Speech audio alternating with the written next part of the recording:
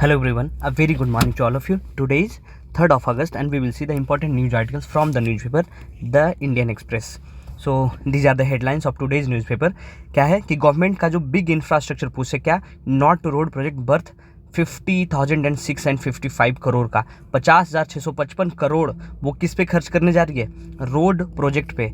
4 of 8 highways under build operate transfer mode, है ना। जो रोड को कुछ ग्रीनफील्ड बनेगा, कुछ जो नॉन ऑपरेशनल है उसको ऑपरेट करेगी और कुछ को ट्रांसफर मोड में बनाएगी।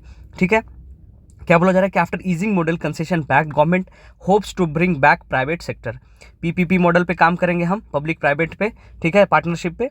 और दूसरा जो क्या है कि मनु भाकर जो है, आपको पता है अभी तक ये 2 ब्रॉन्ज मेडल जीत चुकी हैं, एक 10 मीटर में सिंगल और एक डबल, ठीक है, स्वरजीत के साथ। और ये तीसरा मेडल इनका है जिसमें वो क्वालिफाई कर चुकी हैं और आज उनका वो मैच होगा जिसमें देखना होगा वो जीतती हैं या नहीं। ठीक है, उसके बाद ये कि be bridge between centre and state, PM tells governors, president says priority क्या है? पुअर, प्रायोरिटाइज पुअर, गरीबों को प्रायोरिटाइज करना है। और बोला गया है पीएम के द्वारा कि गवर्नर को कि सेंटर और स्टेट के बीच में क्या बनाना चाहिए? अच्छा एक सामंजस्य बनाना चाहिए ताकि काम ना रुके, है ना।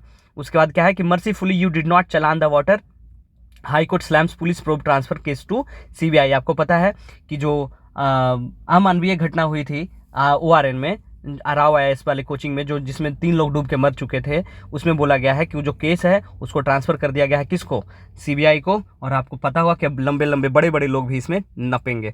अब आते हैं हम अपने स्लाइड्स पे, जिसे देखते जो इंपॉर्टेंट है आज, जो मोस्टली है वो प्रीलिम्स के लिए बहुत इंपॉर्टेंट हो जाता है। So welcome back once again and today is 3rd of August, we will see the newspaper. तो फर्स्ट न्यूज़पेपर क्या है कि पहला जो आर्टिकल है वो प्रीलिम्स के लिए हमारा जरूरी क्या है कि बोला क्या गया है कि इसरो और नासा का जो एक मिशन है, किस चीज़ के लिए? इंटरनेशनल स्पेस स्टेशन में जाने के लिए वो बोला गया है। उसमें जो 40 साल के बाद राकेश शर्मा जो गए थे, उसके बाद शुभांशु शुक्ला जो होंगे वो दूसरे इंडियन बनेंगे। कहाँ ट्रैवल करने के लिए? स्पेस में ट्रैवल करने के लिए। तो जो ग्रुप कैप्टन शुभांशु शुक्ला हैं, जो mostly like become the first Indian in space in 40 years after ISRO का जो मिशन है, इसरो और नासा का स्पेस में जाने का। और वो मिशन का नाम क्या है? मिशन का नाम है एरियोम, ठीक है,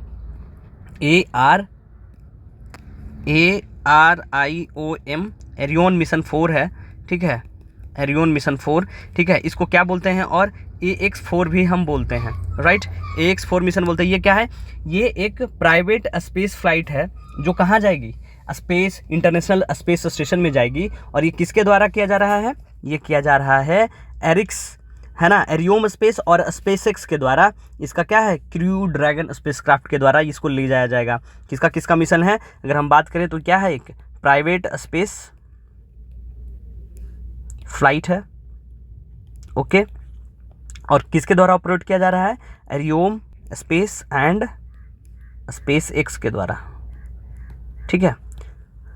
इसका क्रू का नाम क्या है? Dragon space craft. जिसमें अगर हम बात करें रॉकेट की, तो रॉकेट जो है वो फैल्कन 9 के द्वारा जाएगा। और लॉन्च साइट की बात करें तो वो है कैनेडी स्पेस सेंटर, जो कहाँ है? फ्लोरिडा में है, राइट। उसके बाद हम ये देखेंगे कि ये कौन है? Group captain Prashant Balakrishna Nair will backup to for Shukla. अगर किसी कारण से कैप्टन शुभांशु शुक्ला नहीं जाते तो बैकअप में किनको रखा गया है? Balakrishna Nair. So we have to remember mostly two thing कि राकेश शर्मा के बाद कौन से जाएंगे? उनका नाम है ग्रुप कैप्टन शुभांशु शुक्ला, ये उत्तर प्रदेश के रहने वाले हैं। और उनके बैकअप में जो है वो कौन है? प्रशांत बालाकृष्ण नायर, ठीक है। बस ये प्रीलिम्स के लिए हमारे लिए इंपॉर्टेंट हो जाता है। बाकी आप ये ध्यान रखिएगा, आपको बताना है कि स्पेस कहते किसको हैं। हम एटमॉस्फेयर जब क्रॉस करेंगे तो कितने किलोमीटर क्रॉस करने के बाद हम बोलते हैं कि वो स्पेस आ गया? आप ज्योग्राफी में पढ़े होंगे, आप बताइएगा कि स्पेस कहते किसको हैं। कितना किलोमीटर हम जब क्रॉस करते हैं तो स्पेस आ जाता है, ठीक है। चलते हैं अब अगले आर्टिकल पे। अगले आर्टिकल में अब क्या है कि what is the legal challenges to great Nicobar infrastructure project. जो है ग्रेट निकोबार में क्या बनाया जा रहा है? वहाँ बनाया जा रहा है मेगा इंफ्रास्ट्रक्चर प्रोजेक्ट, जो क्या है? किसके द्वारा बनाया जा रहा है? जो वहाँ की जो डेवलपिंग चीज़ है वो है Andaman and Nicobar island integrated development corporation limited, जिसको क्या बोलते हैं? एनिडको, ANIIDCO। क्या है वो? Andaman and Nicobar island integrated development corporation limited. उसके लिए क्या हुआ था कि एक इन्वायरमेंटलिस्ट एक्टिविस्ट हैं आशीष कोठारी, और उनका जो एक नॉन प्रॉफिट इन्वायरमेंटल ऑर्गेनाइजेशन है उसका नाम है कैट, कंजर्वेशन एक्शन ट्रस्ट। वो क्या की थी? 2022 में एक कोलकाता हाई कोर्ट में एक चैलेंज किया गया था कि वहाँ का जो कोस्टल रेगुलेशन जोन है, CRZ जोन जो होता है, एरिया अप टू 500 मीटर में क्या होता है, हाई टाइडल जोन होता है, जिसमें बोला गया कि क्लियरेंस ग्रांट जो प्रोजेक्ट का है वो बोला कि उसमें भी डेवलपमेंट का वो काम किया जा रहा है, उसके लिए वो प्ली किए थे, जिसके कारण हाई कोर्ट में ये चैलेंज किया गया और एनजीटी में भी मैटर गया। अब आपको पता होना चाहिए कि एनजीटी क्या है। अगर हम बात करें एनजीटी की तो एनजीटी क्या है, what is NTG? NGT national green tribunal, national green tribunal, ठीक है। ये क्या है? It's a statutory body. Statutory body मतलब क्या कि किसी कानून के द्वारा बनाया गया है। तो कौन सा कानून है? वह एनजीटी एक्ट 2010 में एनजीटी एक्ट आता है और हम क्या बनाते हैं? ट्रिब्यूनल बनाते हैं। किस चीज़ के लिए? इन्वायरमेंटल के प्रोटेक्शन के लिए। अगर हम बात करें पूरे वर्ल्ड में तो our country India is the third country in the world who established a statutory body for the environmental conservation. पहला कंट्री कौन सा है? ऑस्ट्रेलिया है। दूसरा की हम बात करें तो न्यूजीलैंड है। ये दोनों कंट्री जो है, सबसे पहले ऑस्ट्रेलिया क्या किया था? एक स्टैट्यूटरी बॉडी बनाया था for the conservation of environment. उसके बाद न्यूजीलैंड, उसके बाद हमारा इंडिया जो एक बॉडी बनाया है कि वो क्या है? एनजीटी। इसका काम क्या होता है? It deals with expeditions disposal of cases related to environmental protection and other natural resources, right. अगर हम इसके चेयरमैन की बात करें तो चेयरपर्सन कौन बताएगा? वो आप बताएंगे। Who is the chairperson of NGT? NGT के अभी में चेयरपर्सन कौन है और एनजीटी के चेयरपर्सन किसको बनाया जाता है वो भी आप बताएंगे। आपको हिंट देते हैं कि रिटायर्ड जज को बनाया जाता है, लेकिन क्या वो हाई कोर्ट के होंगे, सुप्रीम कोर्ट के होंगे, कहाँ के होंगे, वो आपको बताना है। अब हम आते हैं मैटर पे कि चैलेंज क्या है, लीगल चैलेंज क्या है। ग्रेट निकोबार में जो हम इंफ्रास्ट्रक्चर बना रहे हैं, मेगा इंफ्रास्ट्रक्चर बनाने वाले हैं, है ना, ट्रांसशिपमेंट पोर्ट बनाने वाले हैं, उसमें दिक्कत क्या है? तो वही बोला जा रहा है कि report concluded that the purpose transshipment port और the part of project does not fall in island coastal regulation zone. वो बोला गया है कि ICRZIA जो जोन है वो क्या है? आइलैंड कोस्टल रेगुलेशन जोन है ना, उसमें नहीं है। Where ports are prohibited but ICRZIB where they are permitted. लेकिन ICRZIB जो है, ICRZIB जोन है वहाँ क्या है? परमिटेड है। सो HPC जो हाई पावर्ड कमीशन है वो फॉर्म किया गया था in the response to appeal filed before the Kolkata bench of NGT in 2022, है ना, challenging the green clearances for 72,000 crore का जो इंफ्रा अपग्रेड किया जा रहा है उसके लिए। हमारे लिए यही इंपॉर्टेंट था। बाकी आप ये खुद से पढ़ लीजिएगा कि how did the NGT respond, इस पर क्या किया है ना, केस क्या हुआ कोलकाता हाई कोर्ट में, उसके बाद कि कौन कौन सा अदर प्ली बिफोर एनजीटी है वो देख लीजिएगा। बाकी आपको पता होगा ग्रेट निकोबार प्रोजेक्ट में क्या क्या है। ये है ग्रेट निकोबार, ठीक है। तो ये इसको आप एक बार मैप में देख लीजिएगा, कहाँ पे बना वो देख लीजिएगा, ये इंपॉर्टेंट हो जाता है। बाकी बस ये ध्यान में रखना है। एनजीटी क्या है, आपको क्या बताना है? एनजीटी के चेयरपर्सन कौन है और एनजीटी के चेयरपर्सन कौन बनते हैं वो बताना है, राइट। अब हम चलते हैं अगले आर्टिकल पे। अगले आर्टिकल में क्या है कि जेंडर, DSD एंड टेस्टोस्टेरोन क्या हो गया है? बॉक्सिंग, ये ओलंपिक का जो बॉक्सिंग रूम है उसमें एक डिस्प्यूट हो गया है, इशू हो गया है। क्या हो गया इशू? इशू ये है कि इटली की एंजेला केरिनी जो हैं वो उनको क्या करना पड़ गया है? विड्रू करना पड़ गया है। कहाँ से? From her round of 16 boxing about against Algeria की ईमान कैलिफ के साथ वो क्या कर रही थी? वो एक बॉट खेल रही थी, लेकिन उसमें 16 बॉक्सिंग बॉट में उनको क्या कर लिया गया? विड्रॉ कर लिया गया। क्यों? क्योंकि उनका बोला गया कि ये इनका जो बॉडी में टेस्टोस्टेरोन लेवल है जितना होना चाहिए उससे ज़्यादा है। अब क्या होता है उसका मतलब वो समझेंगे, है ना। ये सब हमको समझना से इंपॉर्टेंट नहीं है क्योंकि एग्जाम में हमारे इंपॉर्टेंट आएगा नहीं। कंट्रोवर्सी क्या है कि 2023 में कैलिफ एंड चाइनीज ताइपाई बॉक्सर जो है लिन यू तिंग, है ना, उनको बैन कर दिया गया था कंपटीशन में। IBA इंटरनेशनल बॉक्सिंग एसोसिएशन और वर्ल्ड चैंपियनशिप जो कहाँ हो रहा था? न्यू दिल्ली में। उसी समय की बात है 2023 की, जिसमें क्या बोला गया था? After failing a gender eligibility test होता है ना। जैसे आपका बॉडी बाहर से दिख रहा है मेल फीमेल, लेकिन क्या पता आप में जो स्टेरॉइड्स हैं, आपका अंदर का जो बॉडी है वो मोस्टली क्या बोले, जब ट्रांस हो जाता है तो कुछ लोगों का क्या होता है, बॉडी जो बाहर से फीमेल दिखेगा लेकिन अंदर सारा एलिजिबिलिटी क्या होता है? मेल का। तो जेंडर एलिजिबिलिटी टेस्ट जो होता है उसमें वो फेल कर गई थी। कहाँ? न्यू दिल्ली में। आपको क्या बताना है कि इंटरनेशनल बॉक्सिंग एसोसिएशन का कहाँ है ना, इंटरनेशनल बॉक्सिंग एसोसिएशन कहाँ है वो बताइएगा आप कमेंट बॉक्स में। तो उसी में बोला गया था और इनका डिटेल को क्या कर लिया गया था? कॉन्फिडेंशियल रख लिया गया था। लेकिन बाद में क्या हुआ कि वो ओलंपिक कमेटी ने इनको अलाउ कर दिया कि ठीक है आप खेलिए, यही था। लेकिन यहाँ पे क्या हुआ कि बोला गया कि इनका टेस्टोस्टेरोन लेवल बढ़ा हुआ था इसलिए। अब हम जानते हैं कि जेंडर एलिजिबिलिटी टेस्ट है वो होता क्या है, कि वाई जेंडर एलिजिबिलिटी एक कंटेंटियस इशू इन वीमेन स्पोर्ट्स में क्या है? तो वो देखते हैं कि मॉडर्न स्पोर्ट जो है वो ऑर्गेनाइज किया जाता है किस चीज़ पे, on the basis of sex, with main and women completing differently, है ना, डिफरेंट डिफरेंट कैटेगरी में, दोनों का अलग अलग ये जोन होता है। ऐसा नहीं कि मेल फीमेल एक साथ खेलेंगे, मेल मेल के साथ खेलेंगे और फीमेल फीमेल के साथ खेलेंगे। अब इसमें दिक्कत क्या है, this is because main on average have certain physiological advantage over woman, कि मेल को अगर फीमेल से अगर आप compete करवाइएगा तो क्यों, क्योंकि उनका जो फिजिक होता है, उनका जो फिजियोलॉजिकल एडवांटेज होता है वो वीमेन से अलग होता है। सो क्या बोलता है कि sex is determined based on chromosome, जो हमारा सेक्स है वो किस चीज़ पे डिटरमाइन किया जाता है, हमारी क्रोमोजोम पे। और जो क्या कैरी करता है, कौन कैरी करता है क्रोमोजोम, हमारा जीन। आपको पता होगा कि हमारा इसमें क्या होता है, डीएनए आरएनए, इसी में हमारा जीन होता है ना। जीन के अंदर क्या होता है, क्रोमोजोम। कितना क्रोमोजोम होता है, humans have 23 pair of chromosome, जिसमें से जो 22 क्रोमोजोम होता है मेल और फीमेल में क्या होता है, आइडेंटिकल होता है। लेकिन जो 23वां कोर क्रोमोजोम होता है उसमें एक्स और वाई होता है। अगर एक्स और एक्स हो गया तो वो क्या हो गया, फीमेल बॉडी, और एक्स वाई हो गया तो वो क्या हो गया, मेल बॉडी। सो क्या लिखा हुआ है कि XX sex chromosome result in the development of female sex organs and XY in male sex organ. अब क्या है, एक SRY जीन है जो कहाँ पाया जाता है, बाई क्रोमोजोम में। मतलब when we talk about Y chromosome it means कि we are talking about the male body organ या मेल बॉडी पार्ट में बात कर रहे हैं। तो SRY जीन जो है वो रिस्पॉन्सिबल क्या होता है, for the production of testosterone. So हमारे लिए क्या इंपॉर्टेंट है, आपसे पूछ देगा कि which gene is found in testosterone, तो वो कौन सा जीन है, SRY जीन जो है वो कहाँ पाया जाता है, बाई क्रोमोजोम में, जो रिस्पॉन्सिबल किस चीज़ के लिए होता है, for the production of testosterone. So testosterone हमारे कहाँ पाए जाते हैं, टेस्टीज में। Okay, so multiple studies have attempted to decode the impact that, इसका हार्मोनल चेंज जो होता है फिजिकल फिजिक पे वो कैसे होता है, इस पर मल्टीपल स्टडीज है। बोला गया कि एक 17 का पेपर है, किस चीज़ का पेपर है, circulating testosterone as the hormonal basis of sex differences in athlete performance, जो कहाँ पब्लिश किया गया था, जर्नल इंडोक्राइन, है ना। ये हमारा क्या है, इंडोक्राइन ग्लैंड में सब पाया जाता है ना। उसी में द लिंक बिटवीन टेस्टोस्टेरोन और एथलेटिक्स का, एथलेटिक परफॉर्मेंस जो है कि टेस्टोस्टेरोन अगर किसी के में ज़्यादा है तो उसका एथलेटिक्स परफॉर्मेंस कैसे, फिजिकल मतलब टेस्टोस्टेरोन लेवल ये बताता है कि आपका फिजिक कैसा होगा, राइट, है ना। अगर आप मेन जैसे बिहेव करें, इसका मतलब मेन में टेस्टोस्टेरोन लेवल ज़्यादा है, मतलब आपका बॉडी बाहर से दिख रहा है फीमेल जैसा, लेकिन अंदर से जो फिजियोलॉजिकल जो भी एडवांटेज है वो क्या है, मेल जैसा है। तो क्या होगा वहाँ पे, इससे दिक्कत डिस्प्यूट किया जाता है कि ये मतलब एक एडवांटेज मिल जाएगा ना जिनका टेस्टोस्टेरोन लेवल बढ़ा होता है। तो वही बोल रहा है, the available Elbit incomplete evidence makes it highly likely the sex difference in circulating testosterone of adults explaining most if not all the sex differences supporting performance। बोला जाता है कि उससे क्या होता है, अगर जिसमें टेस्टोस्टेरोन लेवल बढ़ा होता है उसका स्पोर्टिंग परफॉर्मेंस क्या होता है, बढ़ जाता है।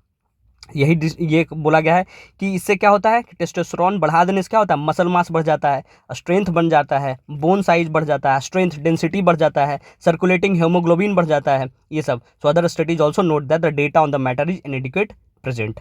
अब बात करते हैं crucially some people born with female reproductive organ, आपको क्या बता रहे थे, also carry XY chromosome but they are known as Swyer syndrome. जिनको स्वेयर सिंड्रोम होता है उनको क्या बोला जाता है, कि उनका बॉडी पार्ट होता है फीमेल का, है ना, उनका रिप्रोडक्शन ऑर्गन दिखेगा आपका फीमेल वाला, ये सॉरी ये हाँ फीमेल वाला, लेकिन वो कैरी करते हैं क्रोमोजोम XY। मतलब बॉडी पार्ट आपका है फीमेल का, लेकिन आपके अंदर जो क्रोमोजोम है वो XY है मेल वाला, उसको हम क्या बोलते हैं, सीयर सिंड्रोम। तो ये इंपॉर्टेंट होता है कि what is Swyer syndrome. Swyer syndrome का मतलब कि a person who has a body part of female but they have a chromosome of XY, it mean male chromosome, right. और दूसरा को क्या बोलते हैं, डिसऑर्डर ऑफ सेक्स डेवलपमेंट, और इसको बोलते हैं DSD। तो यही तो लिखा हुआ था यहाँ पे कि जेंडर और DSD। तो DSD का मतलब क्या होगा, डिसऑर्डर ऑफ सेक्स डेवलपमेंट, ठीक है। This is the heart of the debate, यही ये डिबेट है कि gender eligibility in women sports में, है ना। Many argue that the other of prevalent some athlete having unfair advantage. आपको अब DSD समझ में आ गया होगा। उसके बाद क्या बोला जाए कि how do sports federation deal with this matter, कि 2023 में क्या हुआ था, IOC decided to leave it in international sports federation पे छोड़ दिया। ओलंपिक कमीशन जो था वो बोला कि किस पे हम छोड़ देते हैं, इंटरनेशनल स्पोर्ट्स फेडरेशन पे, कि development their own set of eligibility rule, कि उनका एलिजिबिलिटी रूल क्या होना चाहिए, कि अगर किसी कोई ऐसे पर्सन है जिनका बॉडी फिगर फीमेल का है, बॉडी स्ट्रक्चर फीमेल का है, but they carry male chromosome, तो उस पर क्या क्या एलिजिबिलिटी रूल बनाएंगे। तो उसमें बोला गया कि हम लोग एविडेंस बेस्ड अप्रोच रखेंगे, keep in mind principle of fairness, inclusion, non discrimination, no presumption of advantage, prevention of harm, है ना। प्रीवियसली क्या बोला गया कि it is use to take the account, तो टेस्टोस्टेरोन लेवल चेक किया गया था। बोला गया कि अगर 10 नैनोमोल पर लीटर में अगर टेस्टोस्टेरोन लेवल होगा for women athlete who has transitioned from male to female, उनका ट्रांजिशन क्या हो जाएगा, मेल से फीमेल में हम मानेंगे।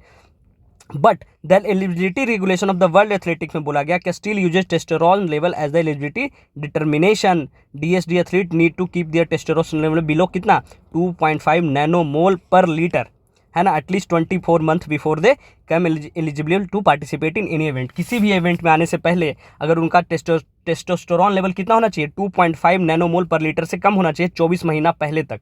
सो दिस इज स्ट्रिक्टर देन। इससे क्या होगा कि अगर ये रेगुलेशन नहीं करेगी तो कोई भी जो फीमेल बॉडी है उसमें क्या करेगी, टेस्टोस्टेरोन लेवल का हार्मोनल इंजेक्शन ले लेगी, जिससे क्या होगा उनका बोन स्ट्रेंथ, है ना, उनका मस्कुलर मास, ये सब बोन साइज क्या होगा, स्ट्रांग हो जाएगा, जिससे उनको गेम में क्या मिल जाएगा, एडवांटेज मिल जाएगा।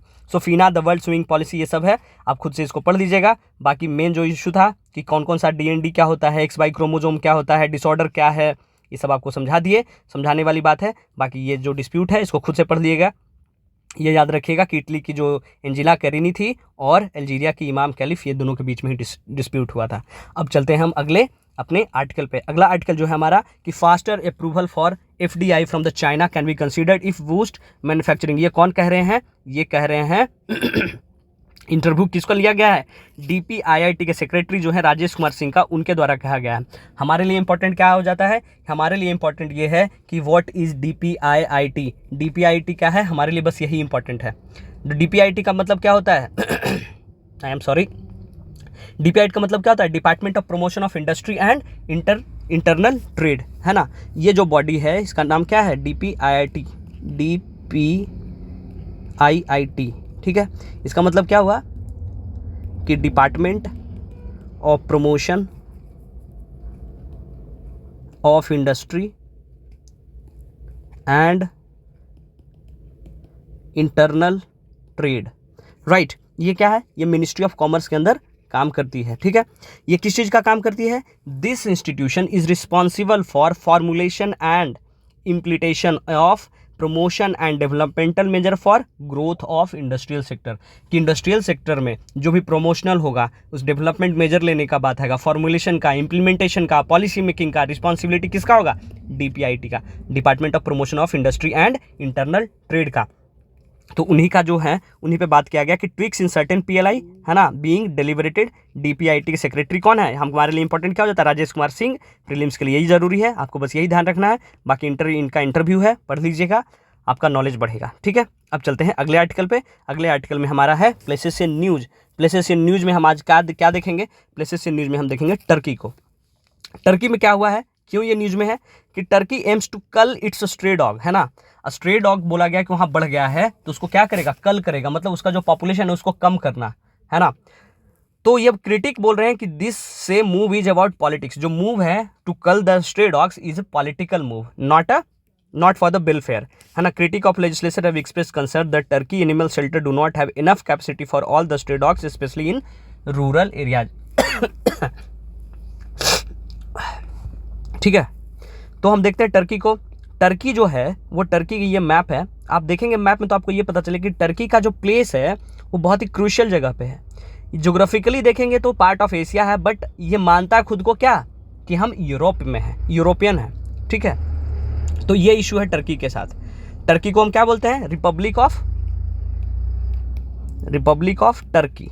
इसका नाम अभी क्या हो गया, टर्की जो है, आपको पता है कि टर्की का लोग मीट खाते हैं, तो ये अपना नाम बदल के क्या कर लिया है, तुर्की, ठीक है। इसका कैपिटल की बात करेंगे तो कैपिटल तो आपको बताना होगा, ये हमारा क्या है, कन्वेंशन है कि कैपिटल कौन बताता है, आप लोग बताते हैं। तो कमेंट बॉक्स में टर्की का या तुर्की का आप कैपिटल बताइएगा कि कहाँ है, ठीक है। और इसका जो सबसे लार्जेस्ट सिटी है उसका नाम है क्या, इस्तांबुल। अगर हम इसका ज्योग्राफिकल लोकेशन देखेंगे तो ज्योग्राफिकल लोकेशन में क्या देखेंगे कि सबसे पहले ऊपर में क्या है, ब्लैक सी, और नीचे में क्या है, मेडिटेरेनियन सी, ठीक है। आपको क्या बताना है, ये दोनों जो मेडिटेरेनियन सी और ब्लैक सी है बहुत ज़्यादा जरूरी है। ये कौन कौन से कंट्री के साथ बाउंड्री शेयर करती है आपको एकदम जानना चाहिए। आप क्या करेंगे, लिखिएगा ब्लैक सी और बाउंड्री कौन कौन से कंट्री के साथ शेयर करता है, आपका रिवीजन हो जाएगा। और सेम लाइक मेडिटेरेनियन सी, और ये किसके किसके साथ बाउंड्री शेयर करती है वो भी आपको बताना है। अब हम टर्की का जो ज्योग्राफिकल लोकेशन है, इसका जो भी नेबर है वो हम आपको बता रहे हैं। ये देखेंगे टर्की के बगल में आपको ये दिखेगा ठीक है क्या, जॉर्जिया, जॉर्जिया के बाद आपको ये दिखेगा आर्मेनिया, आर्मेनिया के बाद देखेंगे कि अजरबैजान, अजरबैजान देखिएगा ये जो पार्ट है वो अजरबैजान थोड़ा सा टच करता है, so Azerbaijan is also neighbour of Turkey. उसके बाद यहाँ देखेंगे आप सीरिया, इराक और ये क्या है, ईरान। ठीक है, यहाँ पे देखेंगे कि किससे टच करती है, बुल्गारिया और ग्रीस से।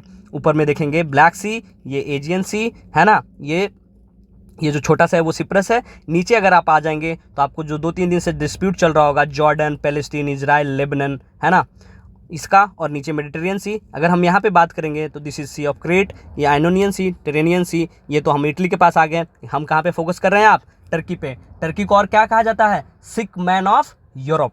क्यों, क्योंकि इसका इकॉनमी जो है बहुत वीक है। तो ये जोग्राफिकली लाई करता है किस में, अफ्रीका में, ये सॉरी एशिया में। It's a part of Asia in by geographically, but ये खुद को क्या बोलता है कि हम यूरोप में हैं। ठीक है, आपको जो जो पूछा गया है वो बताइएगा। सो यही सब है। बाकी इजिप्ट ये तो अफ्रीका में आ जाएगा, लेकिन ये जो पार्ट है आपको बताना क्या, ब्लैक सी और मेडिटेरेनियन सी का जो नेबरिंग कंट्रीज है, जो जो जिससे वो टच करता है बाउंड्री, वो, और बाकी टर्की का कैपिटल। जो भी सवाल पूछा गया बताइएगा। आज का डिस्कशन यहीं तक, हम आज का डिस्कशन यहीं पे ख़त्म करते हैं, है ना। Thank you for listening, thank you for watching, thank you so much.